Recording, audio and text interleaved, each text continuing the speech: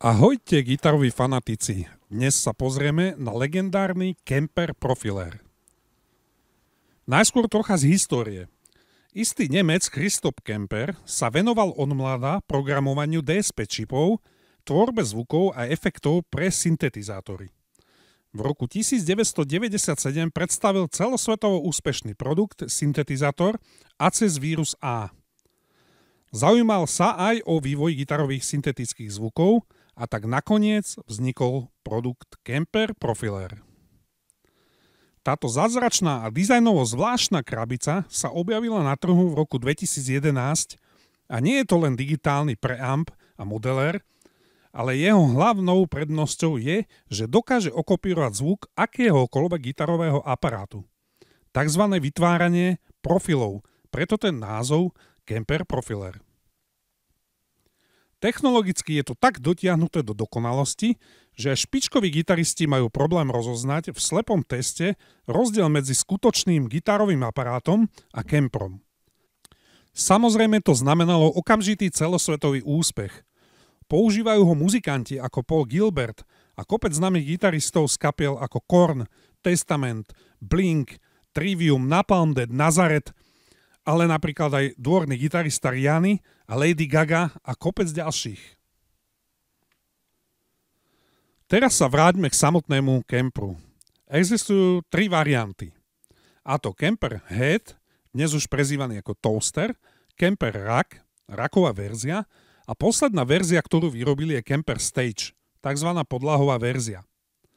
Kemper Head a Kemper Rack existujú aj vo verzii so zabudovaným 600W koncovým zosilovačom s označením Power Head a Power Rack. Stage verzia sa nevyrába s koncovým zosilovačom. Verzie bez koncového zosilovača sa predávajú v obchodoch okolo 1500 eur a verzie so zosilovačom okolo 1900 eur. Existuje aj možnosť do verzie Kemper Head bez zosilovača dokúpiť zvlášť zosilovač, ktorý sa dá priamo do krabice ľahko namontovať a vyrába ho firma Ritter. Existuje v rôznych výkonoch, mono aj stereo verziách. Kemper vyrába aj špeciálny foot switch, čiže nožný pedál s označením Kemper Remonte pre verziu Head a Rack v cene okolo 400 eur. Alebo jednoduchý dvojtlačítkový prepínač v cene okolo 70 eur. Ku všetkým verziám existuje aj originál Kemper Expression pedál. Ďalej Kemper vyrába aj gitarové boxy, pasívne aj aktívne, osadené už dnes legendárnymi reproduktormi Kone. Tieto boxy sa vyznačujú super zvukom, malými rozmermi a svojou ľahkou váhou. V obchodoch sa dajú kúpiť aj rôzne Kemper sety. Všetky tri verzie Kempru sú v podstate úplne identické.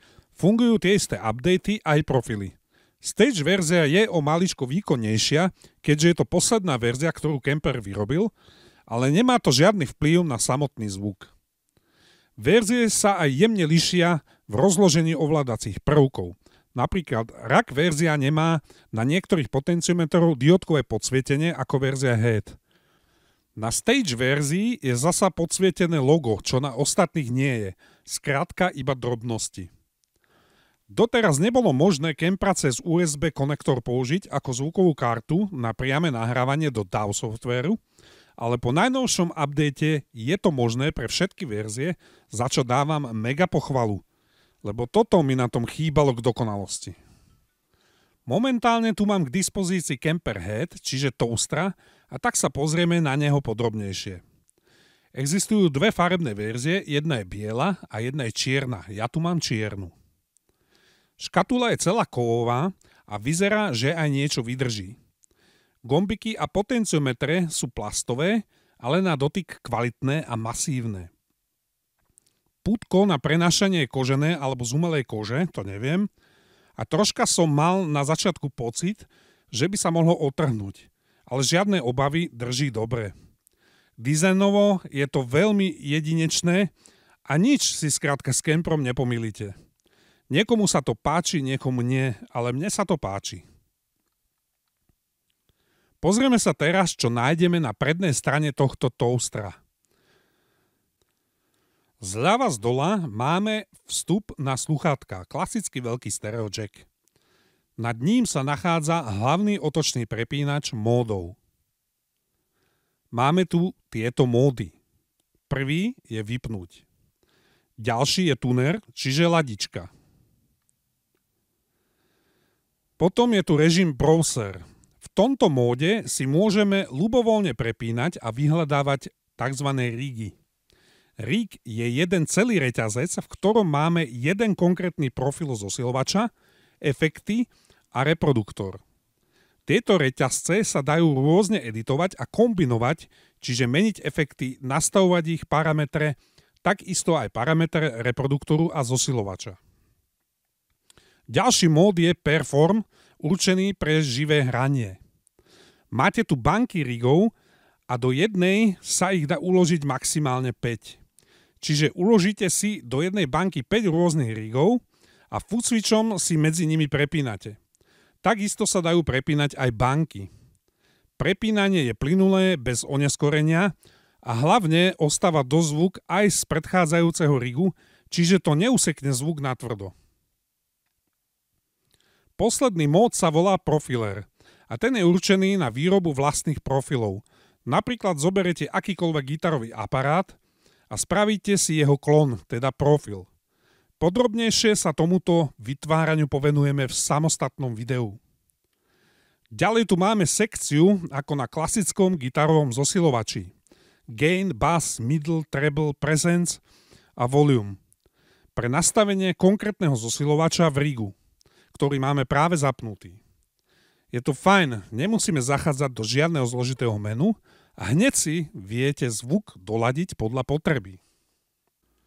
Ďalšie 4 tlačítka sú na prepínanie rigov a dole máme klasický jackový vstup na pripojenie gitary.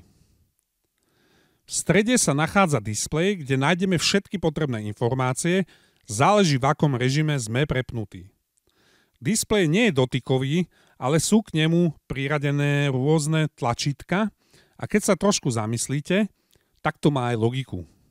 Displej je v základnom nastavení v modrej farbe, ale dá sa prepínať aj do inej farby. Z ľavej strany displeja nájdeme tlačítko Undo a Rendo, krok späť a krok dopredu, pri editácii rigu alebo inej funkcie. Nad nimi je tlačítko Store, s ktorým si uložíme nastavenie. Ešte taká poznámočka, všetky tlačítka sú síce podsvietené, ale nesvietia naraz všetky. Svietia len tie, ktoré sú v danom režime alebo móde použiteľné, čo tiež dosť uľahčuje ovládanie. Ďalej po pravej strane displeja nájdeme tlačítko Page. Keď je v niektorom module na displeji viac ako jedna stránka, môžete medzi nimi prepínať. Potom je tu tlačítko Exit. Po stlačení sa vrátime na domácu obrazovku. Nad displejom sa nachádzajú 4 tlačítka, ktoré sú priradené k funkciám, ktoré vidíte zobrazené aktuálne na displeji. Zľava máme potom potenciometer type. Vyberáme napríklad v režime efektov skreslenia, kompresory a ďalšie. Na druhej strane nájdeme potenciometer browser, ktorý napríklad v režime browser slúži na rýchle prepínanie medzi rigmi. Zľava v strede máme tlačítka Systém. Po stlačení nastavujeme základné globálne nastavenia Kempera. Rig. Otvorí nastavenia rigu, čiže reťazca. Quick. Na toto tlačítko sa dá nastaviť rýchla voľba, čiže môžeme si na neho nastaviť funkciu, akú potrebujeme. Na druhej strane v strednej line nájdeme tlačítka On-Off. Vypína, zapína modul alebo sekciu. Lock. Uzamknutie sekcie alebo modulu. Ďalšie 2 tlačítka sú Copy a Paste, čiže kopírovať a vložiť modul alebo nastavenia modulu. Pokračujeme ďalej do vrchnej časti a na ľavo hore nájdeme tlačítko Input. Po jeho stlačení si vieme rýchlo nastaviť možnosti vstupného signálu gitary a na opačnej strane nájdeme tlačítko Output, kde si takisto po stlačení vieme nastaviť parametre výstupu. Nad oboma sú aj diódky, ktoré nám indikujú, či ide signál vstupu a výstupu, prípadne, keď ide do červenej farby, indikuje prepálený vstup alebo výstup. Z ľavej strany nájdeme potenciometer Noise Gate, s ktorým sa nastavuje citlivosť šumovej brány. Ďalej máme sekciu Stomps. Na tlačítka A, B, C, D si môžeme navoliť rôzne stompboxy, ako napríklad booster v danom rigu, a vypínať, zapínať po jednom. Alebo pod nimi je tlačítko so označením Stomps, ktorým vypneme alebo zapneme všetky naraz. Pod týmito tlačítkami nájdeme aj dva poťaky, ktorými nastavujeme parametre stompu. Ďalšia sekcia je určená na vypínanie alebo zapínanie zosilovača, ekvalizéra a kabinetu, prípadne všetkého naraz vypnúť a zapnúť. Pod nimi sa nachádza nastavenie delayu. Ďalšia sekcia je efektová, kde si takisto vypíname jednotlivé efekty alebo všetky naraz vypneme a zapneme. Pod nimi sa nachádza nastavenie reverbu. Posledný potenciometer je Master Volume, to hádam všetci chápeme, a posledné tlačítko je Tape, čiže tempo na určenie rýchlosti tempa napríklad v delayi. No, je tam toho dosť, ale dá sa to pomerne ľahko pochopiť a verte, oceníte, že tieto tlačítka a potenciometre nemusíte hľadať niekde v menu a podmenu cez displej. Poďme sa teda pozrieť na zadnú stranu. Otočíme si ho a vidíme tu voľné miesto, kde chýba zosilovač. Keďže toto je verzia bez koncového zosilovača, ale ako som už spomínal, dá sa prípadne aj samostatne dokúpiť. Tak pozrime sa na to zľava hore. Return Output a Alternative Output. Vstupy určené na vytváranie vlastných profilov, buď cez XLR, alebo jackový TRS vstup a ďalší alternatívny vstup, napríklad pre pripojenie externého zdroja hudby ako MP3, alebo ako zadný vstup na gitaru. Červené tlačítko slúži na prepínanie zeme v prípade brumu. Ďalej tu máme Direct Output /Send, tiež určený na vytváranie profilov, alebo pre efektovú slučku, prípadne pre suchý direct výstup gitary. Ďalej tu nájdeme Monitor Output, čiže mono výstup na aktívny reproduktor, alebo linkový mono výstup na koncový zosilovač. Ďalej je tu Main Output, hlavný stereo výstup, buď cez XLR alebo jackové konektory do mixpultu, zvukovky, zosilovača, alebo pre aktívne monitory. Zľava na spodnej line nájdeme digitálny vstup a výstup. Ďalej tu nájdeme MIDI rozhranie pre rôzne zariadenia alebo napríklad pre MIDI foot switch. Ďalej je tu switch /pedál, pre externý expression pedál alebo jednoduchý prepínací foot switch. Potom je tu network, určený pre pripojenie originálneho foot switchu Kemper Remonte. Ďalej je tu USB rozhranie, jedno je pre update a druhé pre pripojenie Kempera k počítaču. A na záver klasická zástrčka napájania. To by sme mali všetko, čo sa týka krabice. A teraz sa pozrieme na softverové vybavenie.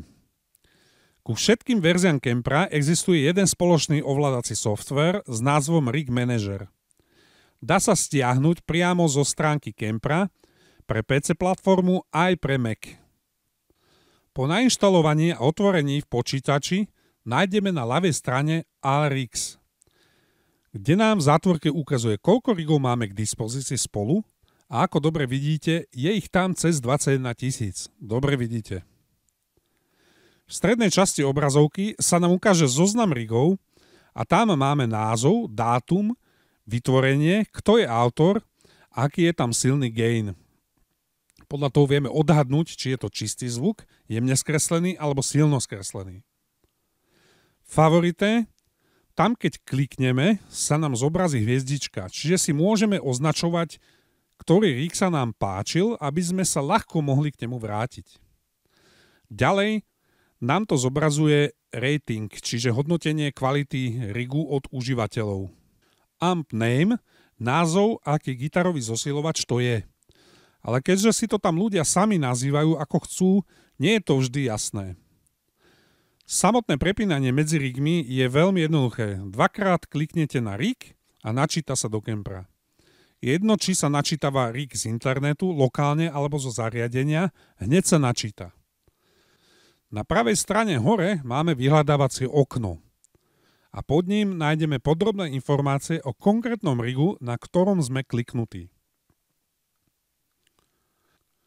Vľavo sú tieto priečinky Local Library, čiže knižnica rigov, ktoré máme uložené v počítači. Preto je, že lokal. Rig Exchange, knižnica rigov, ktoré sa nachádzajú voľne na internete a ako vidíte, je ich tam takmer 20 000, čiže je si z čoho vyberať a sú zadarmo. Stačí vybrať a keď sa vám rig páči, jednoducho si ho uložíte do počítača alebo priamo do Kempra. Ďalej je tu rig Packs, tam nájdeme paky rigov od rôznych tvorcov. All Presets, tam si môžeme ukladať zoznam presetov globálneho nastavenia nášho Kempra. No a nakoniec tu máme All Performances, toto sa používa v móde Performance, kde máme uložené banky rigov. Ako vidíte, po kliknutí máme na pravej strane zobrazených 5 rigov v danej banke, ktoré si môžeme aj editovať, ako napríklad zmeniť názov, ktorý sa nám potom aj zobrazuje na displeji samotného Kempra. V spodnej časti môžeme zeditovať konkrétny rig, čiže reťazec, a samozrejme si ho uložiť. Ako vidíte, je tu všetko, čo potrebujeme. Na začiatku to pôsobí trocha chaosne a samotné ukladanie rigov do počítača, Kempru alebo ukladanie do baniek pôsobí docela chaoticky. Treba sa tomu trošku povedomať a pochopiť, ako to funguje. Teraz si len tak náhodne vyberieme dáke rigy a trošku si pobrnkáme.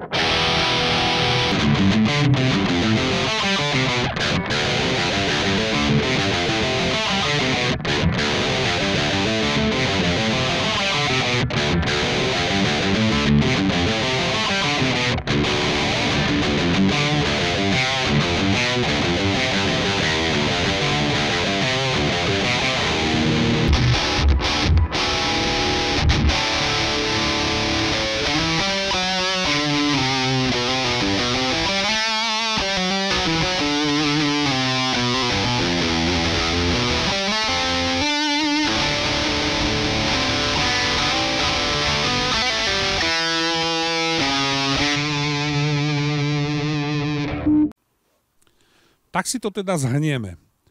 Už som mal v rukách kopec digitálov, aj lacných, aj drahých.